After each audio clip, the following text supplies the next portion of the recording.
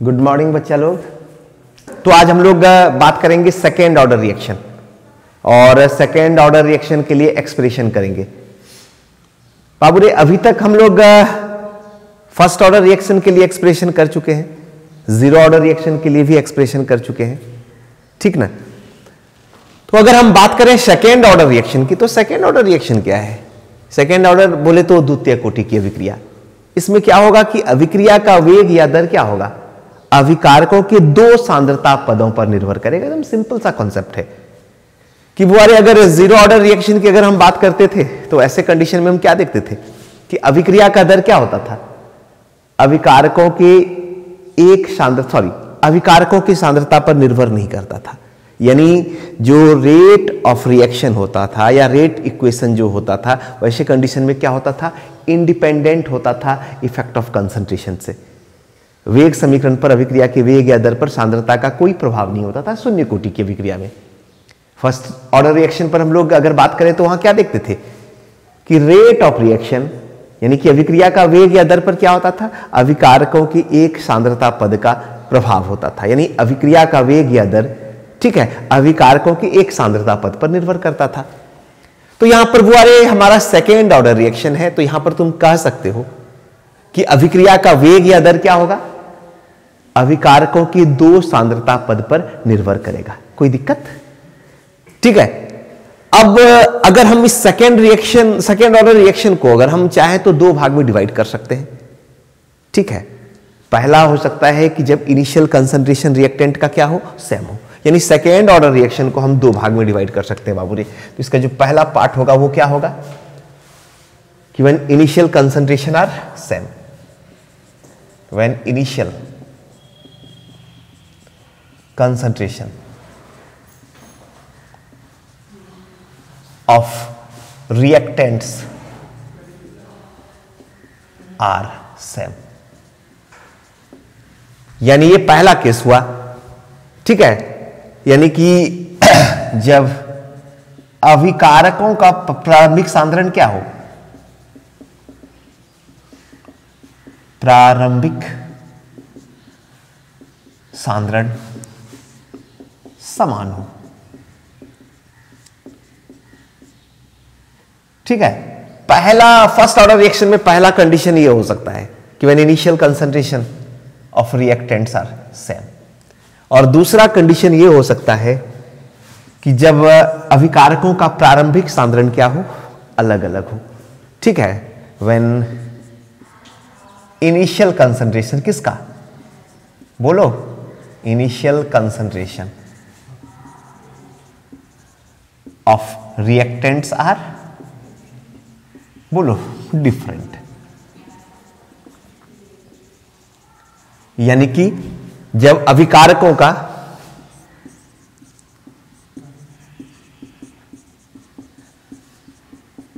प्रारंभिक सांद्रण क्या हो?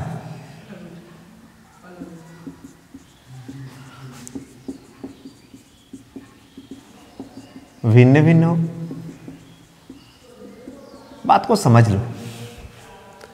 तो वो सेकेंड ऑर्डर रिएक्शन क्या हुआ? सेकेंड ऑर्डर रिएक्शन की अगर हम बात करें तो यहां पर क्या होगा कि अभिक्रिया का दर रेट ऑफ रिएक्शन कितने सांद्रता, अभिकारकों के कितने सांद्रता पद पर निर्भर करेगा? दो। तो तुम कह सकते हो कि the reaction in which rate depends upon to concentration terms of reactants are called second order reaction. यानी कि वैसी अभिक्रिया जिसका वेग या दर अभिकारकों के दो सांद्रता पदों पर निर्भर करती है, द्वितीय कोटि की अभिक्रिया सेकेंड ऑर्डर रिएक्शन कहलाती है बाबूरे। और इसको हम लोग दो भाग में बांट सकते हैं। पहला हिस्सा क्या हुआ कि when initial concentration of reactants are same, और दूसरा हिस्सा क्या हुआ? When initial concentration of reactants are different.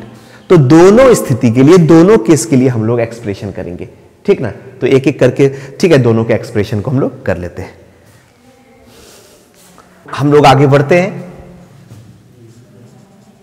Expression करेंगे सेकेंड ऑर्डर रिएक्शन के लिए जब इनिशियल कंसंट्रेशन रिएक्टेंट्स का क्या हो? सेम हो। तो यहां पर क्या लिखेंगे? व्हेन इनिशियल कंसंट्रेशन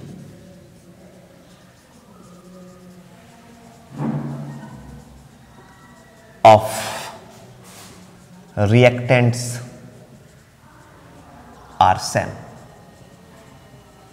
यानी जब अभिकारकों का प्रारंभिक सांद्रण क्या हो,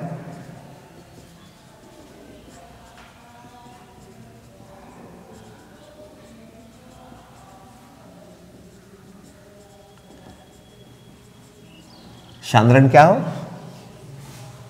समान हो। तो इसके लिए हम लोग एक्सप्रेशन कर लेते हैं, ठीक ना।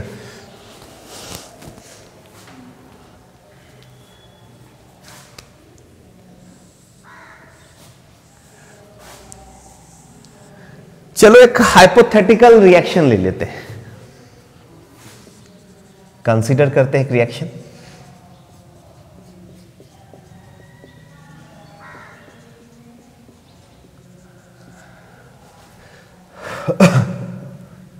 फर्ज करो ये रिएक्टेंट है ए और इससे क्या बन रहा है, प्रोडक्ट पी, ठीक ना। इसको हम इस तरह से भी लिख सकते हैं, देखो ये दो रिएक्टेंट ए है, ए और बी भी ले सकते हैं, लेकिन कंसंट्रेशन क्या रखेंगे, सेम रखेंगे। इसको जब चाहो तो इस तरह से भी लिख सकते हो, 2A से तुम्हारा क्या बना बुआरे, प्रोडक्ट, ठीक है। अब एकदम सेम फर्स्ट ऑर्डर का एक्सप्रेशन जैसे हम लोग किए थे उसी तरह से इसका है ना, इसके लिए भी मूव करेंगे। तो अब इस रिएक्टेंट का कंसंट्रेशन हम क्या मान लिए, यानी समझ लो कि दोनों रिएक्टेंट का कंसंट्रेशन हम क्या ले लिए, A मोल ले लिए, ठीक है। और जब टाइम तुम्हारा 0 है बाबूरे, when t इक्वल टू 0 है, तो प्रोडक्ट बनेगा, नहीं बनेगा। तो हम रिएक्टेंट का कंसंट्रेशन क्या ले लिए, A मोल पर लीटर ले लिए, ठीक है, A मोल पर लीटर ले लिए। और जब रिएक्शन स्टार्ट नहीं हुआ है, टाइम 0 है, तो हमारा प्रोडक्ट क्या बना, नहीं बना है, 0 मोल बना है। रिएक्शन ही स्टार्ट नहीं हुआ है। आफ्टर टाइम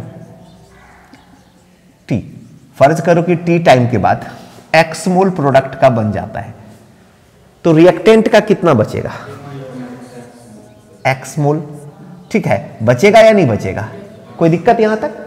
तो हम इस तरह से भी लिख सकते हैं कि माना कि दोनों अभिकारकों की प्रारंभिक सांद्रता क्या है, A मोल पर लीटर है, ठीक है। और t समय के बाद उसकी सांद्रता क्या हो जाती है, A माइनस एक्स मोल हो जाती है, ठीक है। यानी इस तरह से भी लिख सकते हैं कि let A is the initial concentration of A,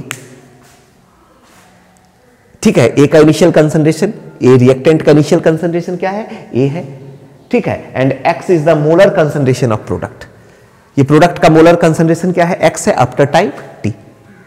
कोई दिक्कत। तो T टाइम के बाद हमारा रिएक्टेंट A कितना शेष रह गया, A माइनस एक्स मोल, कोई दिक्कत। और हम लोग क्या जानते हैं बुआरे, वी नो दैट, ठीक है, रेट ऑफ रिएक्शन क्या होगा बोलो, डायरेक्टली प्रोपोर्शनल टू क्या होगा, कंसंट्रेशन या मोलर कंसंट्रेशन ऑफ रिएक्टेंट होगा, कंसंट्रेशन ऑफ रिएक्टेंट्स। कोई दिक्कत। तो रेट ऑफ रिएक्शन को हम कैसे लिखेंगे, dx by dt proportional to क्या हो जाएगा, रिएक्टेंट का कंसंट्रेशन क्या है, A माइनस एक्स है, ठीक है। ऐसे भी समझ सकते हो, 2 है तो पावर 2 आ जाएगा, या सिंपली ऐसे भी समझो कि सेकेंड ऑर्डर रिएक्शन है, rate of reaction 2 concentration term पे डिपेंड कर रहा है, तो यहां पर पावर क्या करेंगे, A minus X raise to the power 2 हो जाएगा। कोई दिक्कत।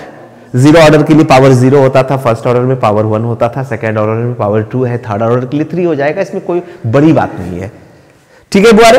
अब इस प्रपोर्शन साइन को, समानुपाती के चिन्ह को हटाएंगे तो क्या आएगा, एक कांस्टेंट आएगा। इसको हम इस तरह से लिख सकते हैं, dx by dt equal to क्या हो जाएगा बुआरे, k A माइनस एक्स, ठीक है, का होल स्क्वायर हो जाएगा। बोलो। अब इस k को क्या कहते हैं बुआरे, रेट कांस्टेंट या वेलोसिटी कांस्टेंट। यहां k क्या है, ठीक है, here k is rate constant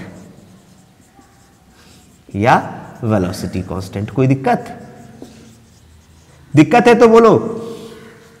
यहां के क्या है, वेग नियतांक, या यहां के क्या है बुआरे, के वेग नियतांक या दर नियतांक। हम नहीं समझते, यहां तक कोई दिक्कत है, क्लियर हो गया। ठीक है, अब देखो बुआरे, हम इसको इस तरह से लिख सकते हैं, dx बाय ए माइनस एक्स का होल स्क्वायर इक्वल टू के डी टी। dx के नीचे हम किसको ले आए, ए माइनस एक्स के होल स्क्वायर को, और k के साथ dt को ले लिया, कोई दिक्कत। अब इसको क्या करेंगे, इंटीग्रेट कर देंगे दोनों तरफ, ठीक है, ऑन इंटीग्रेशन क्या हो जाएगा बुआरे, dx बाय ए माइनस एक्स का होल स्क्वायर, और ये तो कांस्टेंट है k, तो बाहर रहेगा, और ये dt।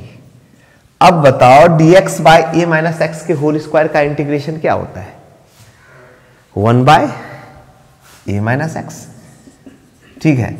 मैथमेटिक्स के जो बच्चे हैं, ठीक है, वो तो इंटीग्रेशन से भली बात परिचित है, और जो बच्चे बायो से हैं वो याद रखिए बुआरे की dx बाय ए माइनस एक्स के होल स्क्वायर का इंटीग्रेशन क्या होता है, 1 बाय ए माइनस एक्स होता है, कोई दिक्कत।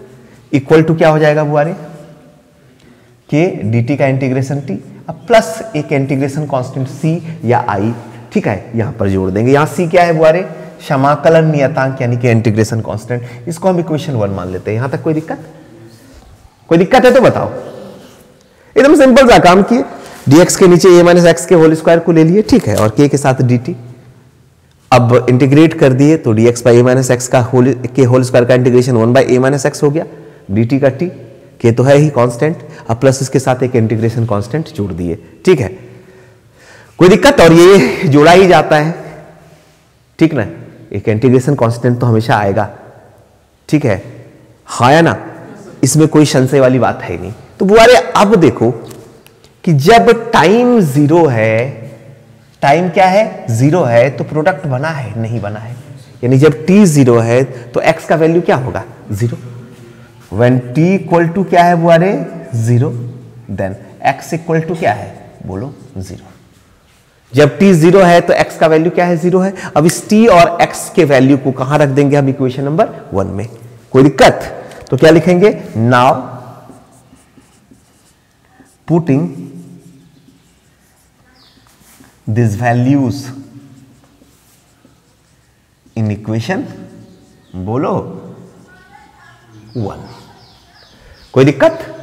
अब इक्वेशन 1 में इस वैल्यू को रखेंगे, यानी t के जगह, t के प्लेस पर क्या रख देंगे, जीरो, और x के प्लेस पर भी क्या रख देंगे, जीरो। तो हमारा क्या हो जाएगा equation, 1 by A minus zero equal to k into T के जगह जीरो प्लस c। तो फाइनली हमारा c इक्वल टू क्या आ जाएगा, ठीक है, c इक्वल टू क्या आ गया, 1 बाई ए, और फिर इस c के वैल्यू को इक्वेशन 1 में रखेंगे, ठीक है। Now again putting the value of, now putting, ऐसे लिखते हैं, now putting the value of c कहां पर, इन इक्वेशन 1। अब क्या किया हम, c के वैल्यू को कहां रख देंगे बुआरे, इक्वेशन 1 में। तो देखते हैं इक्वेशन 1 में रखने के बाद क्या रिजल्ट मिलता है हम लोगों को। तो c के वैल्यू को कहां रखेंगे बुआरे, c इक्वल टू 1 बाई, यहां तो क्लियर है ना कि t का वैल्यू जब हम जीरो रखे, x का वैल्यू जब जीरो रखे, तो c फाइनली हमारा क्या आया, 1 बाई। अब क्या किए, c के वैल्यू को हम कहां रख दिए, इक्वेशन 1 में। तो क्या हो जाएगा बुआरे, 1 by A minus x equal to के टी प्लस, c की जगह क्या रखेंगे, 1 बाई, ठीक है। इसको इस तरह से भी तो लिख सकते हैं, 1 by A minus X, 1 by A को बराबर के इस तरफ ले आओ तो क्या हो जाएगा, होगा -1 बाई इक्वल टू क्या हो जाएगा, के टी।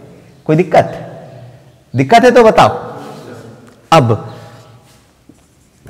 हम एलसीएम ले लेते हैं, ए माइनस एक्स और ए का क्या हो जाएगा, ए और ए माइनस एक्स एलसीएम हो गया, तो क्या हो जाएगा, ए माइनस ए फिर कैंसिल, तो क्या हो जाएगा, A minus x equal to के टी, ठीक है। अब इस ब्रैकेट को तोड़ते हैं तो क्या हो जाएगा, A minus A plus X by क्या हो जाएगा, A minus x equal to के टी होगा। कोई दिक्कत यहां तक। अब बुआरे क्या होगा, ए और ये कैंसिल हो जाएगा, तो फिर हमारा क्या हो जाएगा, x by A minus x equal to क्या हो जाएगा, के टी, ठीक है। आ गया हमारा इक्वेशन सेकेंड ऑर्डर रिएक्शन के लिए, जब इनिशियल कंसंट्रेशन क्या है, ठीक है। सेम है, तो इसलिए k इक्वल टू क्या हो जाएगा 1/t x by a minus x. तो चलो बुआरे इसको हम इक्वेशन नंबर कितना कर देते हैं, इक्वेशन नंबर कितना कर देते हैं, 2 तक तो ले लिए हैं और क्या कर देते हैं 3। तो बुआरे हमारा this is the equation number 3 and this is the required, ठीक है, equation for when initial concentration of reactants are same. यानी कि यही के अभिक्रिया का क्या हो गया, अभिष्ट व्यंजक है जब प्रारंभिक सांद्रण क्या है, बोलो अभिकारकों का प्रारंभिक सांद्रण क्या है, समान है। तो बुआरे यहां लिख देते हैं this is the required equation. हम समझते हैं एकदम क्लियर है, इसको रिपीट करने की फिर आवश्यकता नहीं है, ठीक नहीं बुआरे। तो जो बच्चे YouTube पर देख रहे हैं वो इसका स्क्रीनशॉट ले लें, परेशानी हो तो लेक्चर को दोबारा देख लें और कहीं भी लेक्चर को स्किप ना करें। चलिए बुआरे, तो चलिए स्क्रीनशॉट ले लीजिए। तो बुआरे अभी हम लोग सेकेंड ऑर्डर रिएक्शन के लिए एक्सप्रेशन कर लिए और यहां पर एक्सप्रेशन हम किए कंसंट्रेशन, रिएक्टेंट के कंसंट्रेशन को सेम लेकर के, और फाइनली हम क्या निकाले k equal to 1/t x by a minus x, ठीक ना। तो अब हम लोग क्या कर लेते हैं, इसके हाफ लाइफ टाइम या हाफ लाइफ पीरियड पर भी एक्सप्रेशन कर लेते हैं, ठीक है। तो इसका हाफ लाइफ टाइम भी देख लेते हैं। हाफ लाइफ टाइम बोलो, ऑब्लिक में हम पीरियड लिख दिए। तो बाबूरे हम लोग पहले भी डिस्कशन कर चुके हैं कि हाफ लाइफ टाइम क्या होता है, ठीक है।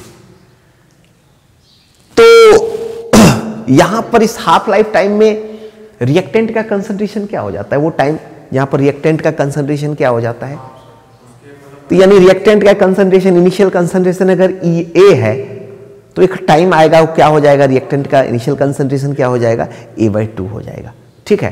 तो चलिए इसका एक्सप्रेशन कर लेते हैं।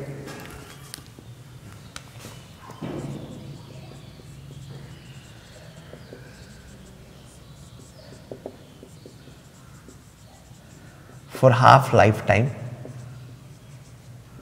क्या होगा बुआरे, t इक्वल टू क्या हो जाएगा, t हाफ, ठीक है। या इससे पहले हम लोग करते क्या है, पहले सेकेंड ऑर्डर रिएक्शन के लिए इक्वेशन लिख लेते हैं, ठीक ना। एक्सप्रेशन में हम लोग सबसे पहले करते क्या है, सेकेंड ऑर्डर रिएक्शन के लिए जो इसका इक्वेशन निकाले हैं वो लिख लेते हैं। वी नो दैट यहां पर हम क्या निकाले, k इक्वल टू क्या निकाले बुआरे, 1/t x by a into a minus x. इसको हम इक्वेशन नंबर 1 मान लेते हैं, a b कुछ भी मान लो, क्या फर्क पड़ता है। अब हाफ लाइफ टाइम के लिए क्या होगा बुआरे, t क्या हो जाएगा, t हाफ हो जाएगा, और x का वैल्यू क्या हो जाएगा, इनिशियल कंसंट्रेशन का हाफ। तो यहां पर लिखते हैं फॉर हाफ लाइफ टाइम, बोलो बुआरे, t इक्वल टू क्या हो जाएगा, t half, and x equal to क्या हो जाएगा। अब इस t और x के वैल्यू को हम कहां रख देंगे, ठीक है। नाउ पुटिंग, ठीक है, दिस वैल्यूज इन इक्वेशन, बोलो 1। इस वैल्यू को कहां रख देंगे बुआरे, इक्वेशन 1 में। तो क्या हो जाएगा बताओ, k equal to 1/t, t की जगह हम क्या रख देंगे, t के प्लेस पर t हाफ, x के प्लेस पर क्या रख देंगे, a/2, a और a माइनस एक्स है तो a/2। यहां तक कोई परेशानी, बोलो। अब हो जाएगा k equal to 1/t half और ये a/2, a इंटू a में a/2 अगर माइनस करोगे, सब्सट्रैक्ट करोगे तो क्या हो जाएगा, a/2 होगा या नहीं होगा, होगा। तो वो अरे ये a/2, ठीक है, और ये a/2 क्या हो जाएगा, कैंसिल हो जाएगा। तो फाइनली हमारे पास k इक्वल टू क्या रह जाता है, बोलो, k इक्वल टू क्या रह जाता है वो अरे 1/t हाफ, 1/a, ठीक है। इसलिए t हाफ इक्वल टू क्या हो जाएगा, 1/k, और 1/, होगा या नहीं होगा? तो ये तो यहां पर वो रेट कांस्टेंट है, ठीक है, हाँ या ना? और ए क्या है? इनिशियल कंसंट्रेशन, टी हाफ क्या है? तो इसको हम इक्वेशन नंबर कितना कर देते हैं? 2। तो बुआरे यहां पर क्या हो गया? This is the required equation किसके लिए? Of half life time for second order reaction when initial concentration are same. इतना लंबा नहीं लिख रहे हैं। अब बाबूरे यहां पर एक चीज तुम देख रहे हो, ठीक है, कि टी हाफ यहां पर हम क्या देख रहे हैं? इनवर्सली प्रोपोर्शनल टू क्या है? Initial concentration. तो कभी कभी ये भी कह देता है, ठीक है, कि half life time, second order के हाफ लाइफ टाइम और उसके इनिशियल कंसंट्रेशन में क्या रिलेशन है? तो यहां पर क्या देख रहे हैं कि half life time of second order reaction is inversely proportional to its initial concentration. कोई दिक्कत? तो यहां पर हम नीचे लिख देते हैं नोट करके, ठीक है। हेंस हाफ लाइफ टाइम यानी कि टी हाफ किसका? बोलो, of second order reaction is inversely proportional to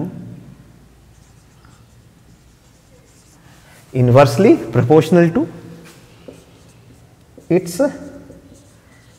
बोलो इनिशियल कंसंट्रेशन। इनिशियल कंसंट्रेशन बोले तो स्मॉल ए, यानी half life time second order reaction का क्या होगा? प्रारंभिक सांद्रण के क्या होगा? व्युत्क्रमानुपाती होगा। इसको हिंदी में अगर लिखें तो क्या लिखेंगे? अतः द्वितीय कोटि के अभिक्रिया का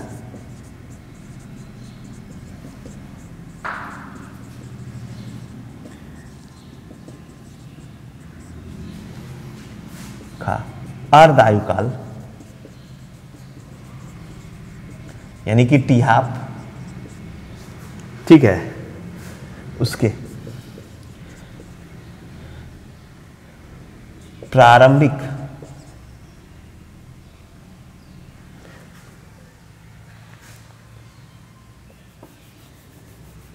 द्वितीय कोटि के अभिक्रिया का अर्ध आयुकाल टी हाफ अभिकारकों के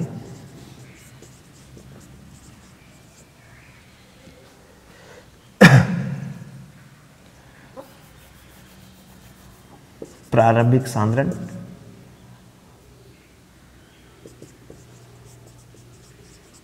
यानी ए के व्युत्क्रमानुपाती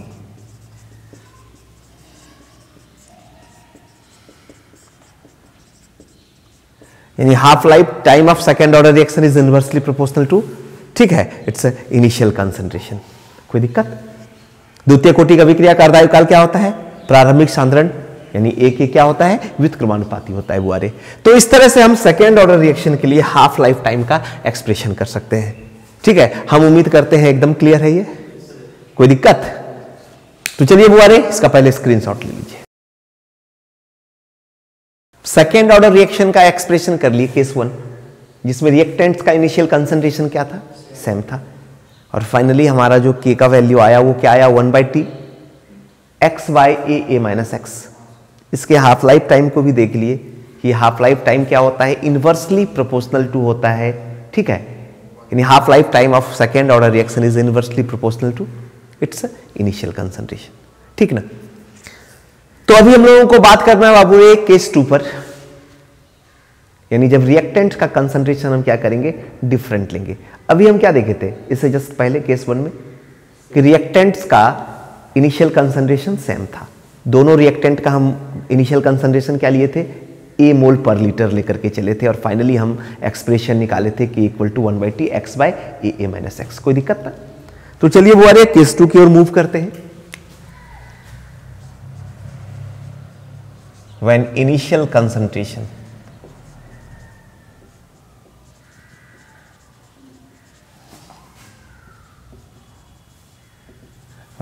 concentration of reactants are are different. यानी कि जब अभिकारकों का प्रारंभिक सांद्रण क्या हो,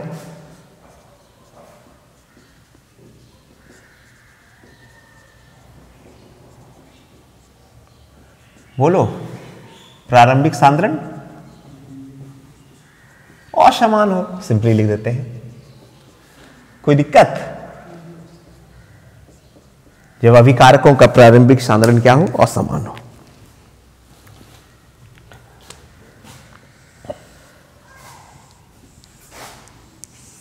चलिए फिर एक रिएक्शन को लेते हैं,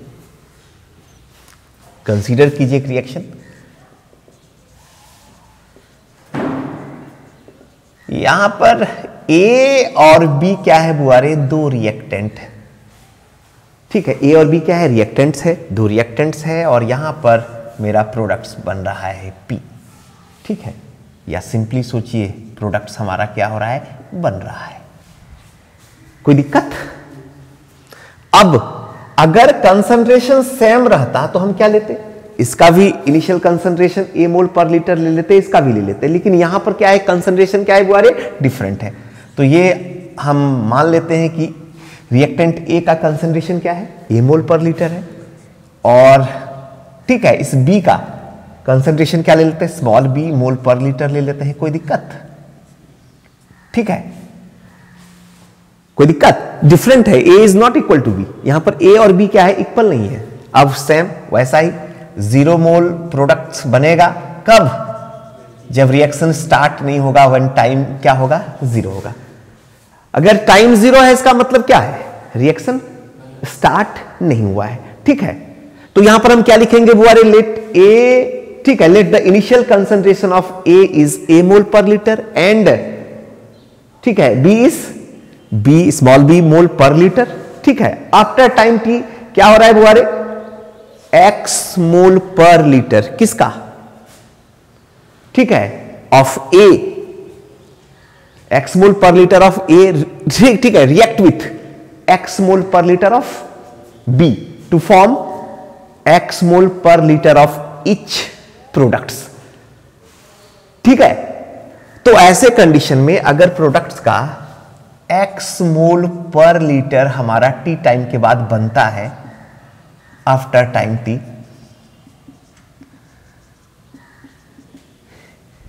तो बुआरे ये तो क्या हो गया कंसंट्रेशन बी का, अब बी से क्या रह जाएगा, बी माइनस एक्स मोल रह जाएगा, और ए से क्या रह जाएगा। कोई दिक्कत यहां तक? बात को एकदम ध्यान से समझो कि मान लो कि ए और बी का प्रारंभिक सांद्रण कितना है, क्रमशः ए मोल पर लीटर और बी मोल पर लीटर है। ठीक है, टी समय के बाद ए का एक्स मोल पर लीटर और बी का, बोलो, ठीक है, बी का भी एक्स मोल पर लीटर क्या करता है, रिएक्ट करता है। कोई दिक्कत? और प्रत्येक प्रोडक्ट का कितना बनता है बाबू रे, एक्स मोल पर लीटर बनता है। तो टी समय के बाद रिएक्टेंट्स ए और बी का क्या कंसंट्रेशन रह जाएगा बताओ, ए माइनस एक्स और बी माइनस एक्स। यहां तक तो कोई दिक्कत नहीं है? कोई दिक्कत है तो बोलो। तो अब बाबू रे हम लोग क्या जानते हैं बताओ,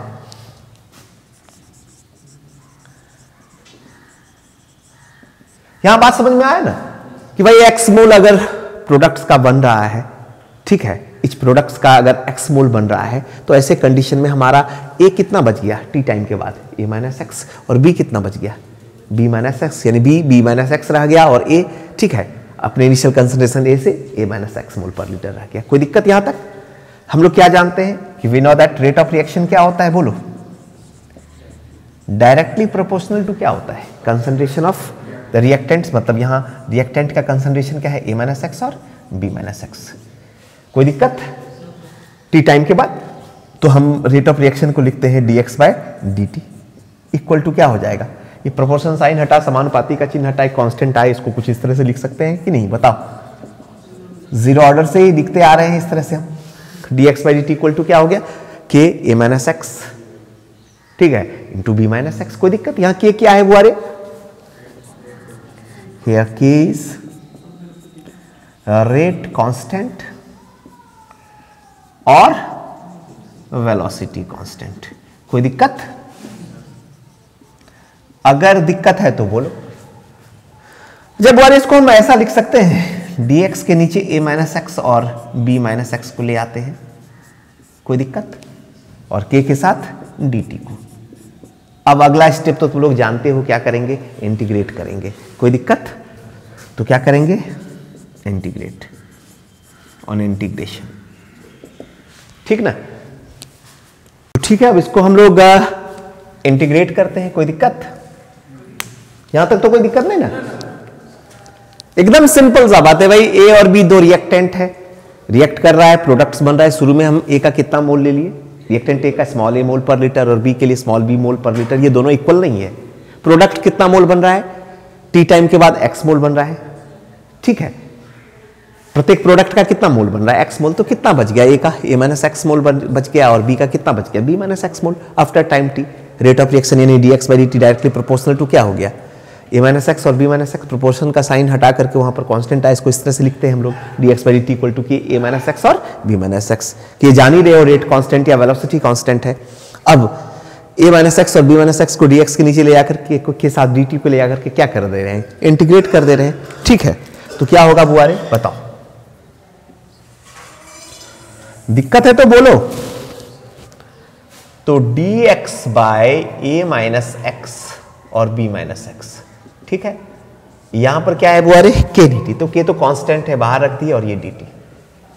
अब बुआरे बस सिंपल सा बात है, dt का इंटीग्रेशन तो जान ही रहे हो t, उसके साथ एक इंटीग्रेशन कांस्टेंट जोड़ देंगे और इसका इंटीग्रेशन याद रखना, ठीक है,